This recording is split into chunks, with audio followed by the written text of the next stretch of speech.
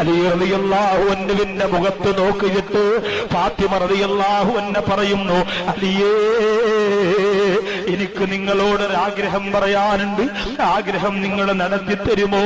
ഫാത്തിമ റളിയല്ലാഹു തആല അൻഹയുടെ മനസ്സ് സങ്കടം പിടിച്ചു നിർത്തിയിട്ട് ചോദിക്കാൻ, ഒരൊറ്റ ആഗ്രഹം എനിക്കുണ്ടലിയേ, എന്റെ ആഗ്രഹം നിങ്ങൾ നടത്തി തരുമോ? അലി റളിയല്ലാഹു അൻഹു ചോദിച്ചു, എന്തേ ഫാത്തിമ?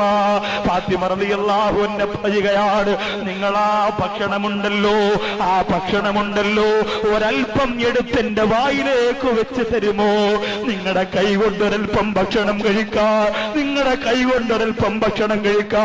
ഭർത്താവ് കഴിച്ച ഭക്ഷണത്തിന്റെ ബാക്കി കോഴിക്കിട്ട് കൊടുക്കുന്ന പെണ്ണ്, ഭർത്താവ് കഴിച്ച പാത്രം വൃത്തിയില്ലാതെ ദൂരേക്ക് വലിച്ചെറിയുന്ന പെണ്ണ്, നിങ്ങളുടെ കയ്യിലിരിക്കുന്ന ഭക്ഷണം ഒരൽപ്പം എന്റെ വായിലേക്ക് വെച്ച് തരുമോ? ഫാത്തിമ റളിയല്ലാഹു തആല വായ തുറന്നു. അല്ലാഹുവിന്റെ ഹബീബിന്റെ പ്രിയപ്പെട്ടവനായ അലി റളിയല്ലാഹു അൻഹു ആ ഭക്ഷണം ഫാത്തിമ റളിയല്ലാഹു അൻഹയുടെ വായിലേക്ക് വെക്കുമ്പോ, സുബ്ഹാനല്ലാഹ്, റസൂലുള്ളാഹിയുടെ പൊന്നുമോള് അതുവരെ പിടിച്ചു നിന്നിരുന്ന സങ്കടത്തിന്റെ കടലിന്റെ ചങ്ങല പൊട്ടിപ്പോയി. മുസ്ലിമേ, കരച്ചില് മാറ്റിവെച്ച് ചിരിക്കാൻ മാത്രം അതുവരെ പഠിച്ചിരുന്ന ഫാത്തിമ റളിയല്ലാഹു അൻഹയുടെ മനസ്സ് വല്ലാതെ പൊട്ടിപ്പോയി. ആ കണ്ണുകളങ്ങ് നിറഞ്ഞൊഴുകി. അലി റളിയല്ലാഹു അൻഹുവിന് അപകടം മനസ്സിലായി. എന്തേ ഫാത്തിമ നീ കരയുന്നതെന്തേ ഫാത്തിമ? നിന്റെ കണ്ണീരെന്റെ മനസ്സിനെ വേദനിപ്പിക്കുന്നു ഫാത്തിമ. ഫാത്തിമ റളിയല്ലാഹു അൻഹ പറഞ്ഞു, അലിയാര് തങ്ങളെ, വളരെ കുറച്ച് സമയം മാത്രമേ ഇനി ഫാത്തിമ ജീവനോടെയുള്ളൂ. അലി റളിയല്ലാഹു അൻഹുവിന് ഭക്ഷണം വേണ്ട, അലി റളിയല്ലാഹു അൻഹുവിനൊന്നും വേണ്ട.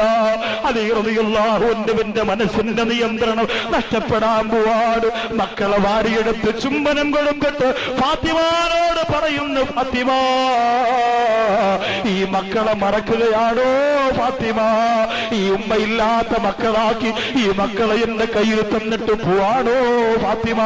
ഫാത്തിമ, അലി റളിയല്ലാഹു അൻഹു ആദ്യം പറഞ്ഞത് എന്തെന്നറിയോ?